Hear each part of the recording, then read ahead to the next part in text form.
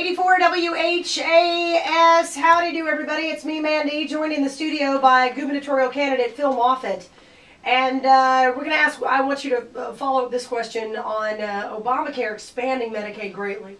When you're talking about cutting the budget, two areas stick out: education and Medicaid.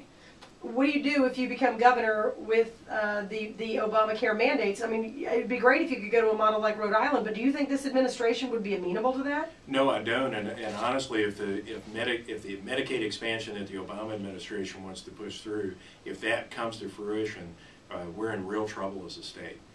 They're wanting to. We have approximately 800,000 of our citizens on Medicaid now, out of about 4.3 million citizens. And if I think the proposal is that we would add another 400,000 or 500,000 people to those roles.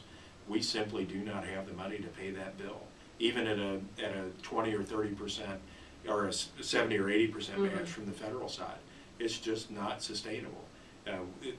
Stopping Obamacare has to be the #1 fight of every state in the nation. If we don't do it, they will bankrupt every state. No, you just need to get a waiver. It's gone. They're giving out waivers left and right. Well, we'll work hard on getting rid of it first, but we'll do everything we can to protect the solvency and the our sovereignty as a state. We have to protect that, and it's going to be the biggest fight out there, folks. But it's not only going to happen in Kentucky; it's happening nationwide. 571-8484 or 1-800-444-8484. That's the number if you want to ask candidate Phil Moffett a question. John, you're on 84 WHAS with Phil Moffett. Hi.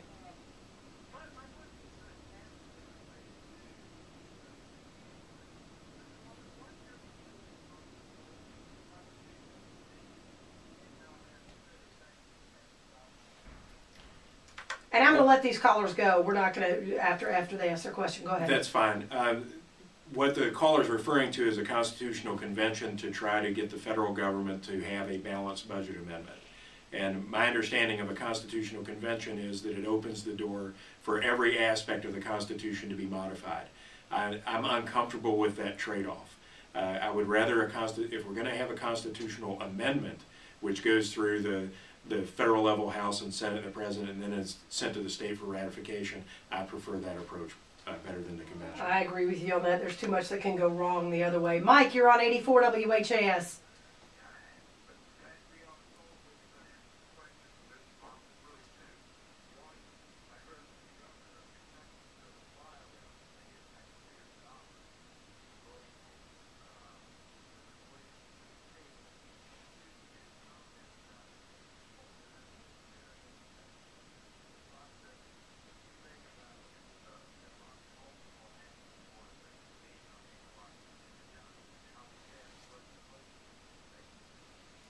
Let's do the first one. The governor's doing a fly around today to bring people onto his side on the Medicaid. Well, I guess he's doing what he thinks he needs to do to get the sides into the closed negotiating room. But I really don't have a substantive comment on that. I understand what he's trying to accomplish. As for the cost, I don't know why he can't accomplish this via video conference or telephone calls. I was going to say, go to meeting.com. If you listen to this station, you hear the ads all the time. That's exactly right. The second question was about Bobby Holtzclaw calling for an investigation of how legislation is passed. What is that? I had not heard of that. I'm not familiar with it either, but there was a bill that was introduced earlier this year when it related to sunshine laws that was going to require all budget negotiations at a minimum to be in public view. And obviously, I support that as well as expanding that to something similar to Florida, as you were talking about before. I'd love it. I would love it. Let's see. Let's go to Brian. You're on 84 WHAS.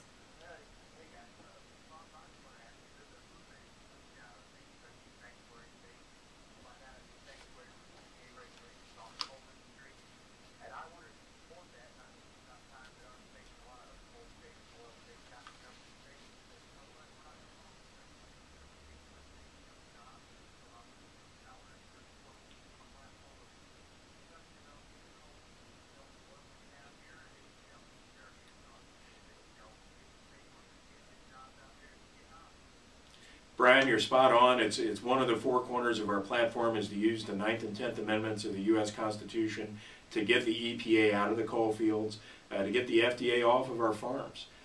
We are over-regulated, and you're absolutely right. It drives the cost of doing all of those businesses up and kills jobs, it kills our economy. And frankly, at the state level, we have regulatory agencies at the state level that are supposed to accomplish everything that the federal agencies are trying to do as well. Why do they though? Why do we need duplicate regulation? We have a Department of Agriculture. Why do we have the FDA on our farms? We're perfectly capable of understanding how to grow foods and other products without the federal government telling us how and when to do it. We need the local control so that we can drive these jobs and improve our own economy without having to ask permission from the federal government. I don't disagree with that stance, but let me play devil's advocate and say, are the state agencies making sure that mining companies who are engaged in mountaintop mining are taking care of the environment and not destroying downstream areas and things of that nature? I mean, is that getting done?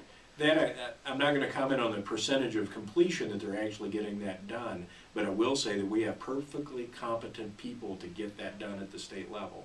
If we need to make sure that we're efficient and working well at the state level, and we don't need the federal government coming in and telling us what to do. I don't believe the federal government's any more competent at doing what you just described as the state level is. We can drive from Frankfurt to a coal field a lot easier than a regulator can drive from Washington, D.C. to come down. And we understand the coal economy. We understand the cultures around the coal industry. And we should be able to make those decisions and make those determinations locally, not nationally. Okay. David, you're on with gubernatorial candidate Phil Moffett.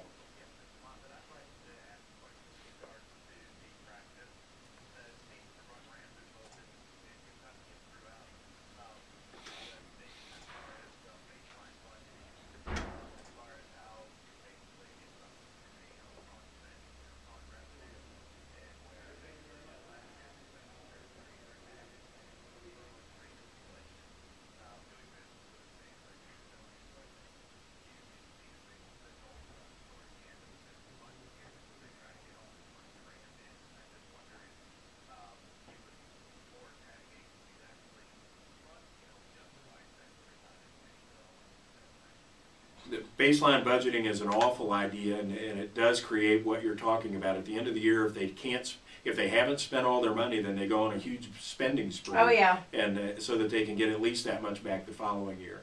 We need to change the budget. We need to change incentives within the budget cycle the same way we do it in private industry. If we have good managers in private industry that are good at cutting costs but keeping quality at or above current levels, then you basically bonus those people for those great efforts. And we need to have that same type of infrastructure within state government. It'll be a total change of culture for state government, and it'll take a long time to do it, but it is something that we have to do. If not, we will just continue to get this, take last year's budget and add 2 or 3% to it, and voila, that's our new budget. I think we would all be excited if it was just 2%, Phil. That's the problem. It's well beyond the cost, the rate of inflation at this point, and it's crazy. We're counting in our current budget. We're counting on a revenue increase in the next budget year of 9.1 or 2%, I believe. Oh yeah, because our economy's booming right now. It's just on fire, isn't it? So, oh yeah. Well, they're planning a bunch of bake sales in Frankfurt. I heard that's how that extra money was going to come in. Car washes. They're going to be doing some car washes. Well, and think about this. We balanced our current budget on $1.3 billion worth of one-time federal stimulus money that doesn't come back in the next budget cycle. And next year's budget is 9.3% bigger?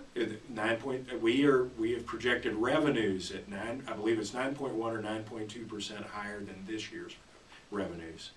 That's fantastic. Yeah, that's fantastic. We're headed towards a huge cliff, and right now we're bickering over what quite literally is a paltry amount of money at $167 million. Next year we have a $1.3 billion hole we're going to have to fill. We're going to take a very quick time out. When we come back, we're going to take a couple more phone calls. Phil has some interesting polling data he wants to share.